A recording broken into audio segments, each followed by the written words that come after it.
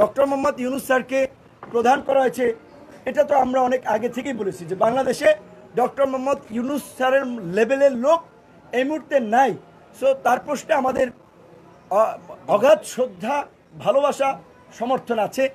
অন্তর্বর্তীকালীন সরকার 3 মাসের হবে না 6 মাসের হবে না 3 থেকে 6 বছর হবে, সেটা রাজনৈতিক দলের সাথে আলোচনা সাপেক্ষে, ছাত্র তরুণদের প্রতিনিধিদের সাথে আলোচনা সাপেক্ষে একটা সিদ্ধান্ত নিতে হবে। কিন্তু একই সাথে আমাদের খেয়াল রাখতে হবে, একটা অনির্বাচিত সরকার যদি দীর্ঘদিন ক্ষমতায় থাকে, তাদের তো ওইভাবে অনেকের রাষ্ট্র পরিচালনার অভিজ্ঞতা নাই।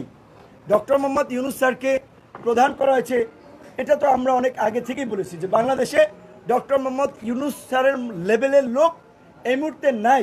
সো তার প্রশ্নে আমাদের অগাধ শ্রদ্ধা, ভালোবাসা, সমর্থন আছে।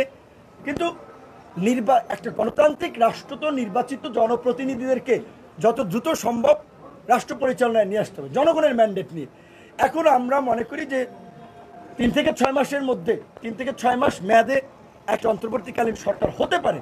সেটা যদি রাজনৈতিক সকল দল, ছাত্র জনতা আরও কম বেশি সমর্থন করে, সেখানে আমাদের মতামত থাকবে। কিন্তু 3 থেকে 6 বছর যদি একটা অনির্বাচিত সরকার থাকে, তাহলে সেই দেশে গণতন্ত্র থাকবে না। ওটা আরেকটা অন্যরকম পরিস্থিতি কিন্তু তৈরি হবে। কাজেই এখানে আমাদের কিন্তু সতর্ক থাকতে হবে। এবং এই আন্দোলনের বিশেষ করে আমাদের লিখিত বেশ কিছু দাবি দেওয়া আমাদের সাধারণ সম্পাদক জানিয়েছে যে বর্তমানে আমরা সব রাজনৈতিক দলকে এলাকায় এলাকায় শান্তি সম্প্রীতির জন্য জনসাধারণ, নাগরিক সমাজ, সংবাদকর্মী, স্থানীয় প্রশাসন যারা আছে তাদের সাথে মতবিনিময় করার জন্য মতবিনিময় সভা করা, সম্প্রীতি র্যালি করা, এগুলোর আমরা আহ্বান জানাই।